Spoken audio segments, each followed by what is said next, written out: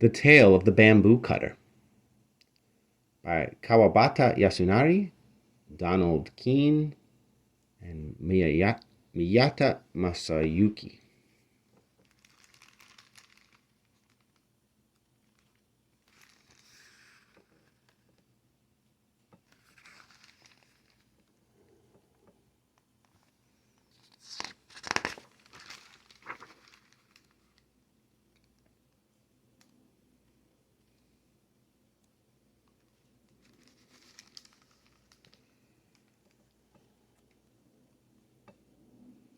Many years ago there lived a man they called the Old Bamboo Cutter.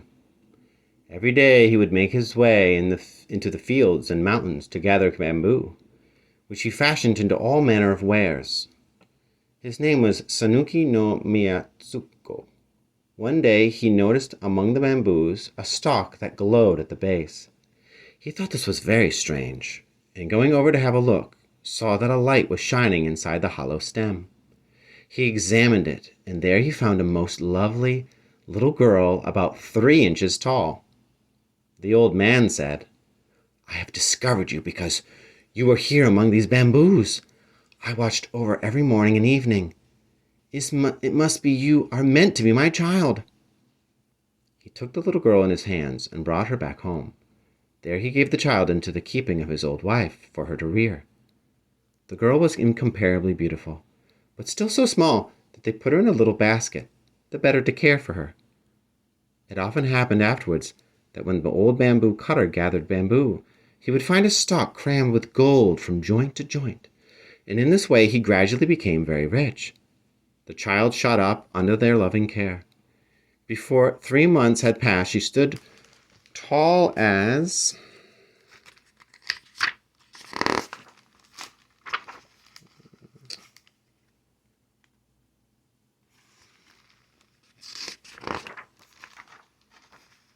a grown woman, and her parents decided to celebrate her coming of age. Her hair was combed up, and they dressed her in trailing skirts. The greatest pains were lavished on her upbringing. They never even allowed her to leave her curtained chamber. This child had a purity of features quite without equal anywhere in the world, and the house was filled with a light that left no corner dark. If ever the old man felt in poor spirits or was in pain, just to look at the child would make the pain stop. All anger, too, would melt away. For a long time afterward, the old man went on gathering bamboo, and he became a person of great importance. Now that the girl had attained her full height, a diviner from Mimoroto Imbe no Akita by name was summoned to bestow a woman's name on her. Akita called her Nayotake no Kaguya Hime, the shining princess of the supple bamboo. The feast given on the occasion of her name-giving was graced by diversions of every kind, and lasted 3 days. Men and women alike were invited and grandly entertained.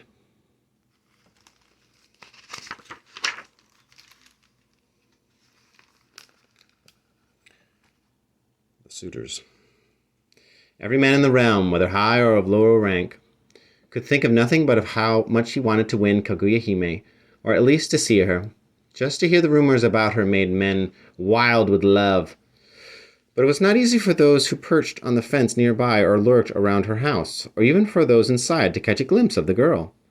Unable to sleep peacefully at night, they would go out into the darkness and poke holes in the fence, attempting in this foolish way to get a peep at her. It was from this time that courting a woman came to be known as night crawling. But all their prowling around the place, where no one showed the least interest in them, was in vain.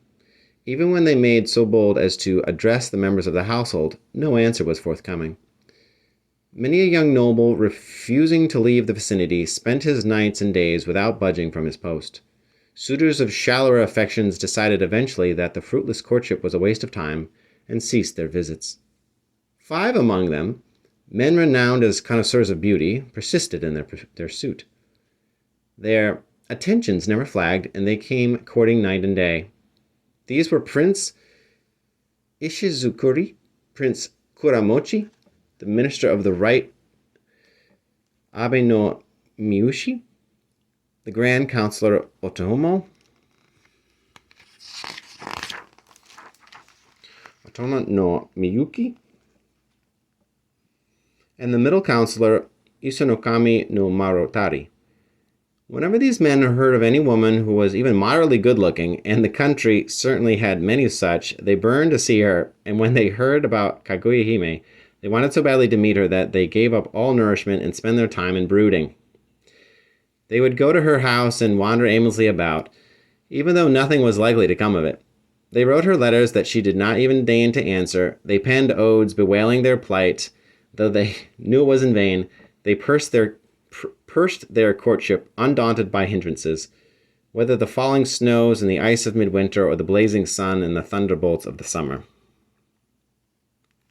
One day they called the bamboo cutter to them, and each in turn got down on his knees and rubbed his hands, imploring the old man, "Please give me your daughter."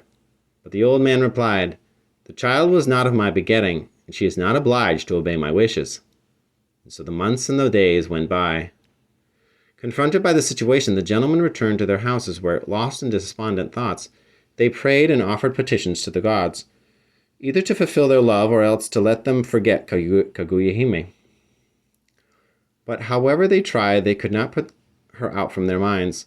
Despite what the old man had said, they could not believe that he would allow the girl to remain unwedded, and this thought gave them hope. The old man, observing their ardor, said to Kaguya Hime, "My precious child, I realize you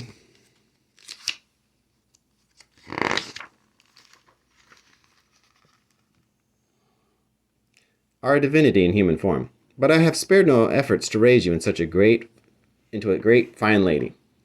Will you not listen to what an old man has to say?" Kaguya Hime replied, "What request could you make of me to which I would not consent? You say I am a divinity in human form, but I know nothing of that. I think of you, and you alone, as my father." "Oh, how happy you make me!" exclaimed the old man. "I am now over 70, and I do not know if my end may not come today or tomorrow. In this world it is customary for men and women to marry, and for their family then to flourish.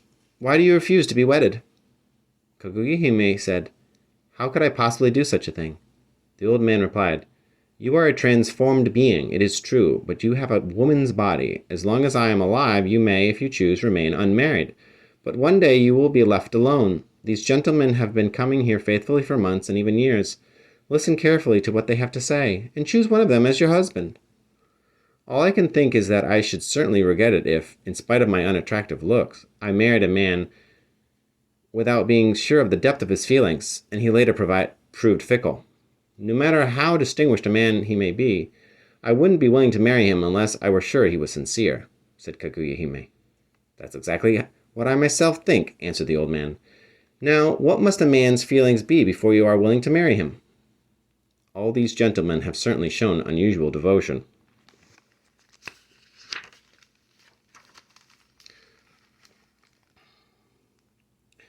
Kaguya Hime said, "What shall I tell you? The depths of sentiments I require?"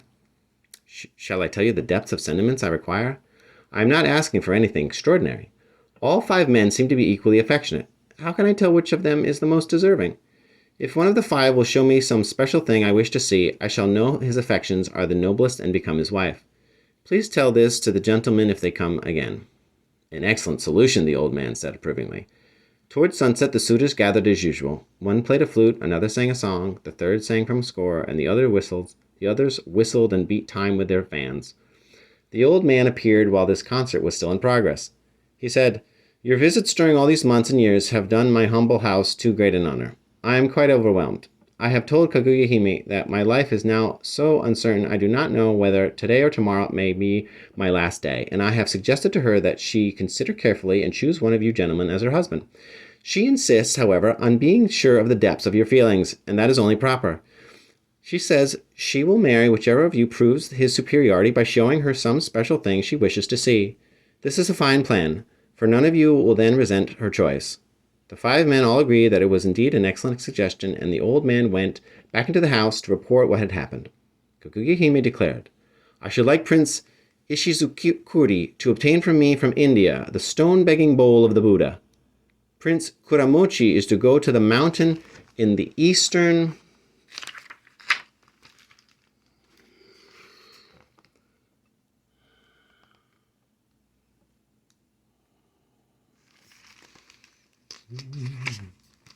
Mountain in the eastern sea called Horai.